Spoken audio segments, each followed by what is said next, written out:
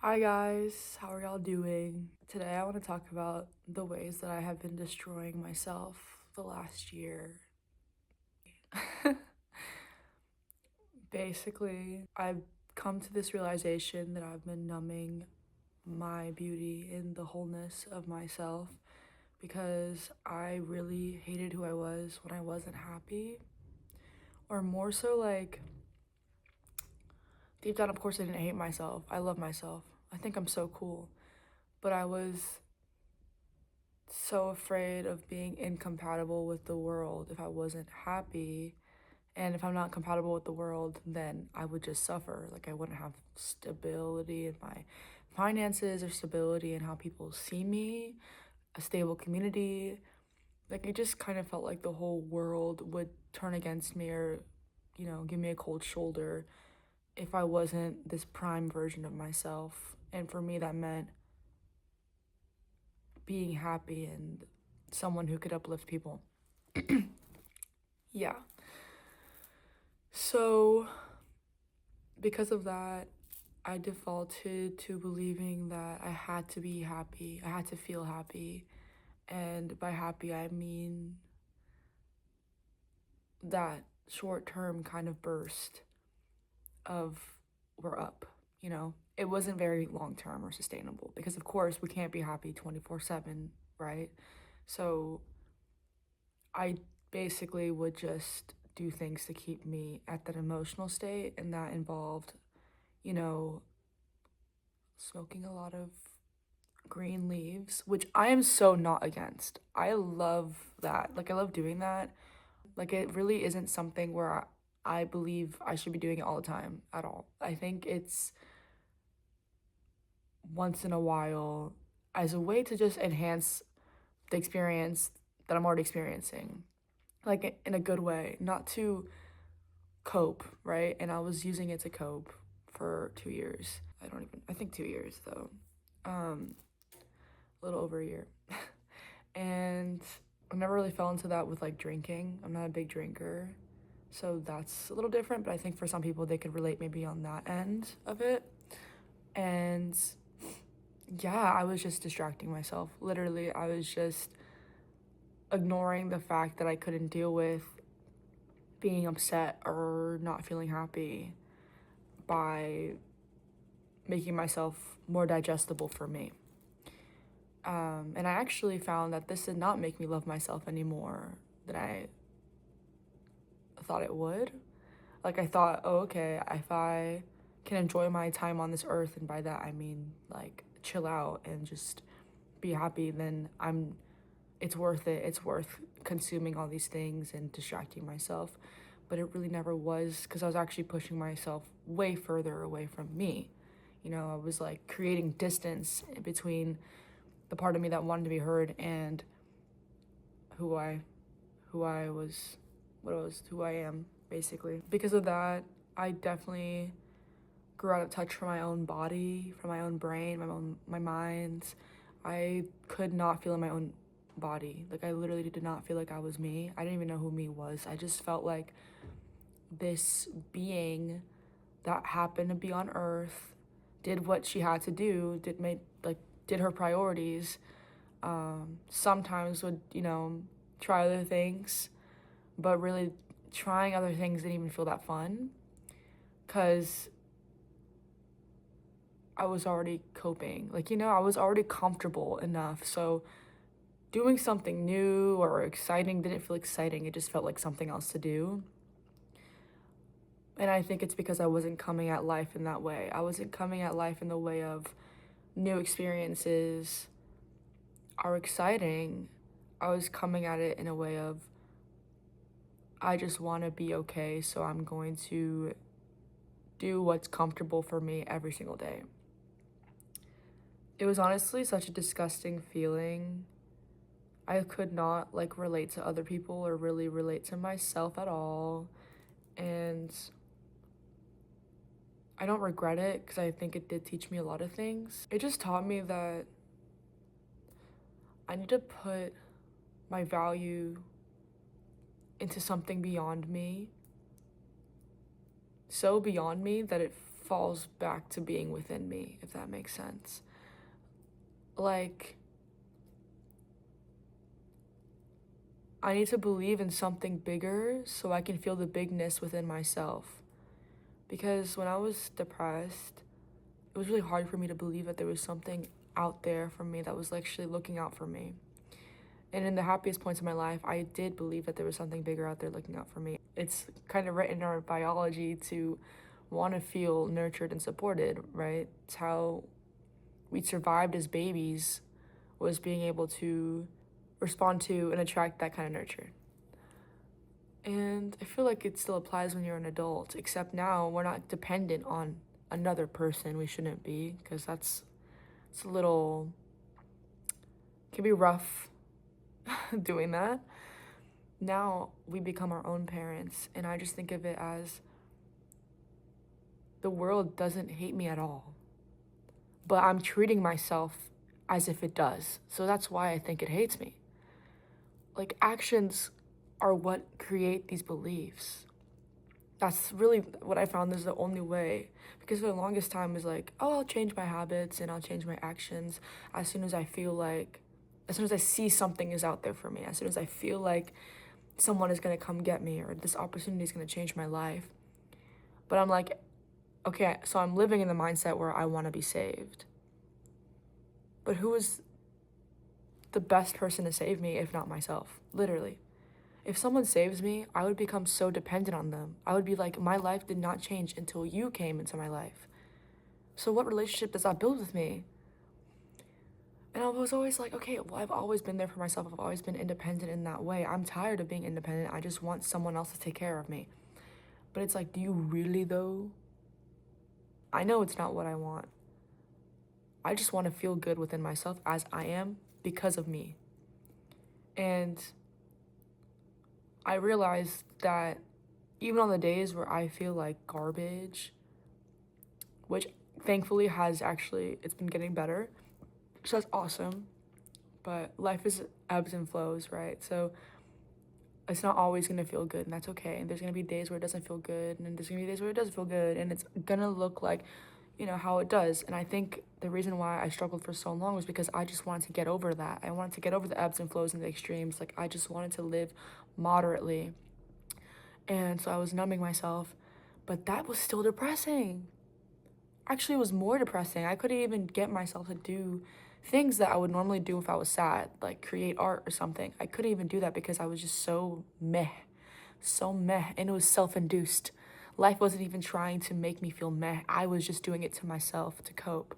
And I realized that, like, I literally have had so many lessons about this shallow kind of happiness, this happiness that's just fake. Pseudo happiness would be the word.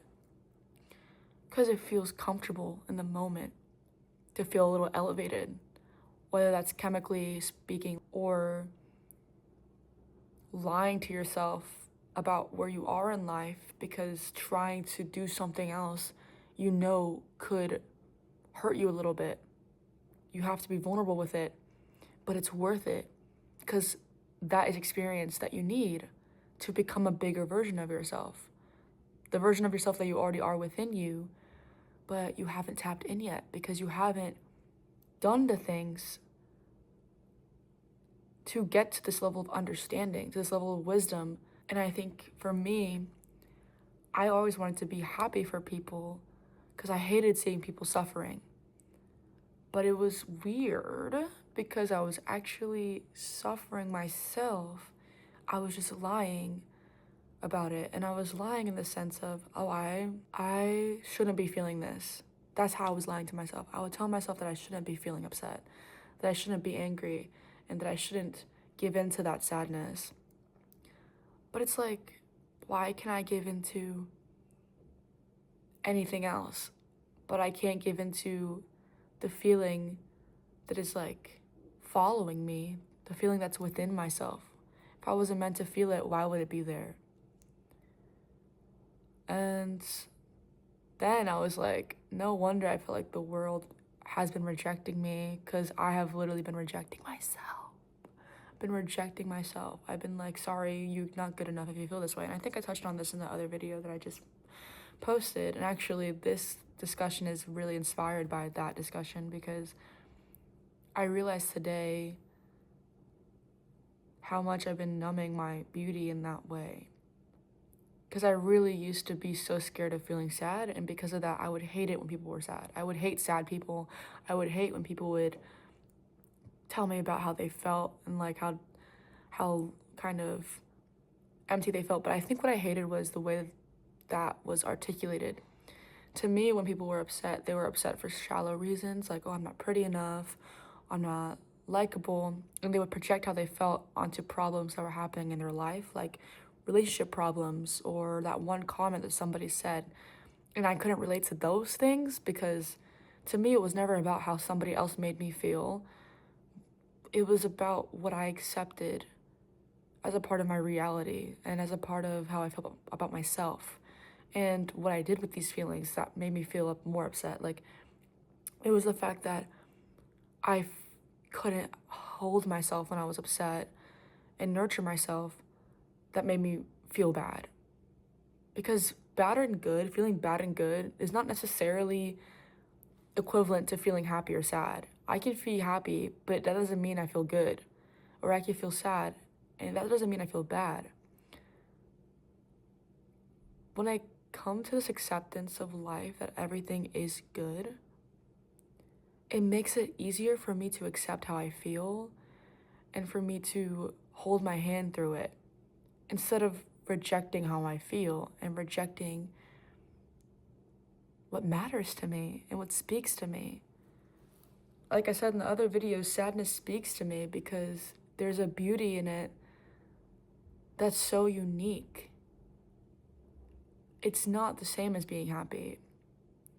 It's subtle and it's quiet and it's observant, and it's such a longing kind of a feeling that I get when I'm sad, and it makes me feel like I'm literally in a painting, like underneath the moon, or I'm in a forest and there's stars in the sky and there's like some animals kind of like hanging around me, but I'm just laying on grass and I'm like letting the earth suck me up, like I'm sinking into that earth. Like, that's what sadness feels like to me, and that's a feeling that I just think is so pretty.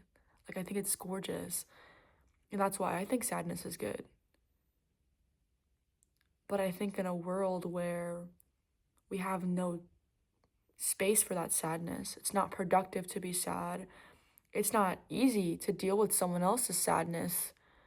You know, in relationships, some people can't handle people who have emotions because the partner or the other person has been denying their own emotions, or some people are just so unique in how they express their sadness that some other people, they can't hold that. They don't know what to do with that. But that's the thing, like, why even judge? Just observe. I think when you come at things from a place of love, it becomes less of I need to control this and I need to be careful about what I do with this, and more so I'm just going to watch and listen and see and experience this other person, or experience my own feelings, or experience what's happening in the world. Because sometimes it's just not our place to try to control these things. It's literally our body, it's our biology, us just being an organism living its existence, you know? And I think it's not up to us to try to speak in languages that we can't even speak in. And by that, I mean trying to overanalyze or explain to somebody else how they feel, or explain to yourself how you feel. Sometimes you just have to observe it. Like, if a cat was crying, I can't be like, hey, cat, what's wrong? You know, like, I just have to observe it and hold it if it lets me. And I feel like we gotta treat ourselves in that way a little bit. I'm 22, and I know that in your 20s, and actually I always hear that no matter how old you are, sometimes you just get very lost in life, and that's definitely how I feel right now. And it's not in a way of, like, this sucks. The moment that I surrendered into it and I was okay with being lost, and I just trusted that what's meant for me and what I dream of is gonna come to me, it felt like 10 billion weights were released off my shoulders. Nothing physically changed, but my feeling did because of the story I told myself. And I think that's such a beautiful lesson. And every single time I go through something stressful, it's like my reminder from the world: surrender. And the moment I surrender, needing to control the situation, everything works out. Because the stress didn't come from the unknown. The stress came from my desire to control the unknown. It came from me. And knowing how to navigate where the stress is coming from is one of the greatest things, because if you know the stress is coming from yourself, from how you feel, you can respond to it easier than thinking that it's your fault for things going a certain way. Sometimes it's not your fault. Sometimes genuinely life is transforming. Life is changing for you, and there's a reason. And you're going to thank that reason later, but you can't understand it in the moment. And I think for me, this happens every single time. I don't know where the hell I'm going, but I just know what I want. And I swear, if it's not today or the next day, I get some kind of message from the world. My friend reached out about wanting to go somewhere, literally where I want to go. And I've been thinking about it, and I'm like, I just wish I could figure this out. And like, now that I kind of know I have somebody else in the same boat as me, we can talk about it. And that matters to me. It's like, I really believe in manifesting, and I believe in energy as a collective. I feel like, you match energies with people who are feeling the same thing, who want to attract the same thing into their lives. So just by you saying I want something is sending out this frequency or this message to the world, and the other person, the other thing that's asking for the same thing you are, or is heading in the same direction that you seek to be heading in. It's like you cross paths. And I find that to be so beautiful. And then you can walk with each other down the road a little bit until maybe you separate ways, because we're not all the same and all of our dreams look different. Or we keep walking together until we reach the end of that journey, and then we start another one. And I feel like that's so beautiful. Like there's just this subtle, there's a subtlety to life where I feel like there's always a hand on your shoulder. Sometimes it's a push to get you to do something. Sometimes it's just a guiding hand. And sometimes it's just there to hold you. It's not even trying to push you or anything. And I feel like feeling that nurture with the world is the greatest gift you can give yourself. I think everyone should give themselves that gift, even in the lowest moments.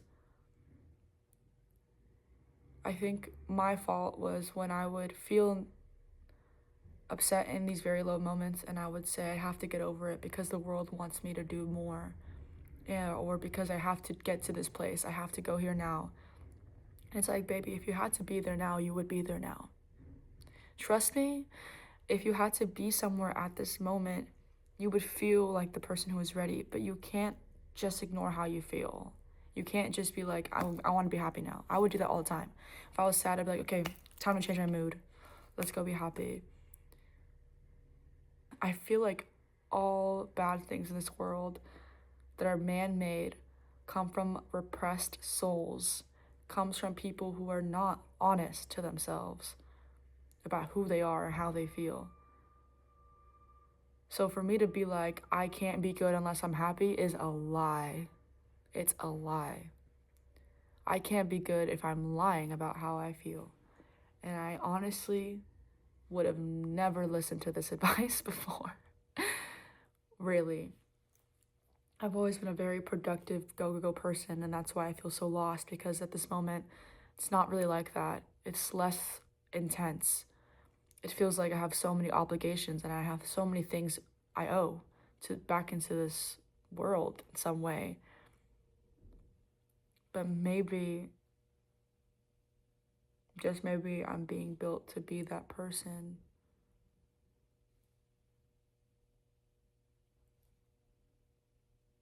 Just that person. Just period.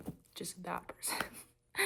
I'm being built to be my truest and honest self. And I think there's something so valuable about that I can't be mad at how my life looks. I actually love my life a lot. I only don't like my life when I'm stressed out, but once again, that's self-induced, right? Anyway, yeah.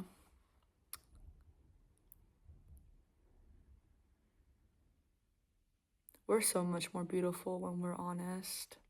I think about even like all the love poems and all the just poetry that's written from someone laying it all out, how they feel. And we all can relate to it. That's why we feel something towards it. There's a voice in us that just wants to be heard. And we become these kinds of creators, these poets we admire, by stepping into the fullness of who we are. And that's honestly the most beautiful thing about being human, in my opinion. So yeah, I just wanted to talk about that. I really hope this isn't too similar to my other video. I just yap. I just yap, and whatever comes out is what comes out. But thanks so much for listening, guys. I really appreciate it. I love you guys so much. Take care of yourself. Eat some good food. Drink some water. Yeah. Have a good day. I'll see you in the next one.